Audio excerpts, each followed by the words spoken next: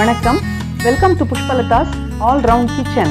இந்த வீடியோ பிடிச்சிருந்ததுன்னா லைக் பண்ணுங்க, ஷேர் பண்ணுங்க, சேனலை சப்ஸ்கிரைப் பண்ணி வச்சுக்கோங்க. பக்கத்தில் வர பெல் பட்டனையும் அழுத்த மறந்துடாதீங்க. வாங்க இன்னைக்கு முருங்கைக்கீரை ரசம் எப்படி செய்யறது அப்படிங்கிறத பார்க்கலாம். முருங்கைக்கீரையில் பொரியல் பண்ணியிருப்போம், சாம்பார் பண்ணியிருப்போம், கூட்டு பண்ணியிருப்போம்.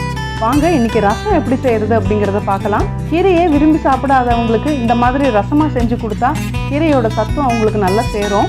முருங்கைக்கீரை ரசம் செய்யறதுக்கு ஒரு பிடி முருங்கைக்கீரை இருந்ததுன்னா கூட போதுங்க. வாங்க இப்போ முருங்கைக்கீரை ரசம் எப்படி செய்யலாம் அப்படிங்கிறத பார்க்கலாம்.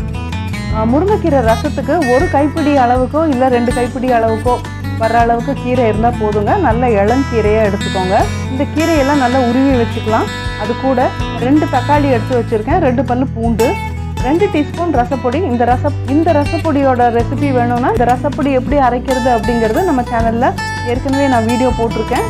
ஒரு 1/4 டீஸ்பூன் மஞ்சத்தூள், கூடவே ஒரு 1/4 டீஸ்பூன் சாம்பார் தூள் எடுத்து வச்சுருக்கேங்க. இந்த சாம்பார் தூள் ரசத்தில் சேர்க்கும் போது ரசமே ரொம்ப நல்லா டேஸ்ட்டாக இருக்கும்.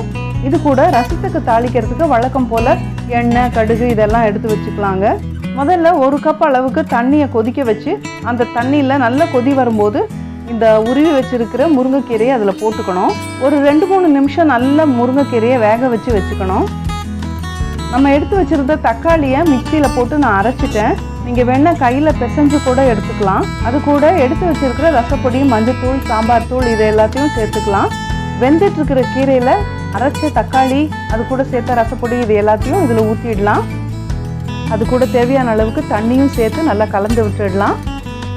தக்காளியோட புளிப்பு பத்தலை அப்படின்னு நினச்சிங்கன்னா புளி கரைச்சி விட்டுக்கலாம். புளி கரைச்சி விட்டால் தான் ரசம் ரொம்ப நல்லா டேஸ்ட்டாக இருக்கும். ஒரு சிலர் வீட்டில் புளி சேர்க்காம வெறும் தக்காளியோட புளிப்புலேயே ரசம் வைப்பீங்க. அந்த மாதிரி இருக்கிறவங்க தக்காளியோட புளிப்பே போதும். எடுத்து வச்சிருக்கிற பூண்டை தட்டி போட்டாச்சு. கடைசியாக ஒரு ஆறுக்கு கருவேப்பிலையை கிள்ளி போட்டுக்கலாம். தேவையான அளவுக்கு உப்பு சேர்த்துக்கலாம். ரசம் கொஞ்சம் நல்லா கொதிக்கணும், ஏன்னா தக்காளியெல்லாம் நம்ம பச்சையாக போட்டிருக்கோம். முருங்கைக்கீரை ஒரு பாதி வேக்காட்டில் இருக்கும் போதே நம்ம தக்காளி ஊற்றிட்டோம். இந்த தக்காளியும் சேர்ந்து நல்லா வெந்து பச்சை வாசனையெல்லாம் போகும். இப்போ ரசம் அப்படியே கொதிக்க ஆரம்பிக்கிட்டோம். அதுக்குள்ளே நம்ம தாளித்து கொட்டிடலாம். தாளித்து கொட்டுறதுக்கு நான் ஸ்டவ்வில் ஒரு இரும்பு கரண்டியை வச்சுக்கிறேன். அதில் 2 டீஸ்பூன் எண்ணெய் ஊற்றிக்கிறேன். எண்ணெய் காஞ்சதும் கடுகு போட்டு பொரிச்சுக்கலாம். 1/2 டீஸ்பூன் பெருங்காயத்தூள் சேர்த்துக்கலாம். அது பொரியட்டும். கூடவே ஒரு மிளகாவத்தில் கிள்ளி போட்டு மிளகா கொஞ்சம் பொரிஞ்சதும் கொதிச்சிட்ருக்கிற ரசத்தில் இதை ஊற்றிடலாம்.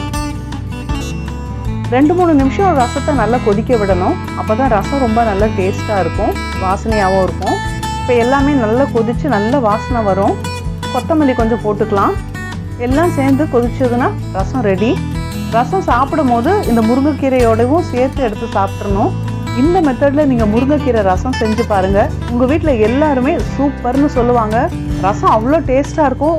டம்ளரில் ஊற்றி கேட்பாங்கன்னு பார்த்துக்கோங்களேன். இந்த ரெசிபியை நீங்களும் செஞ்சு பாருங்கள்.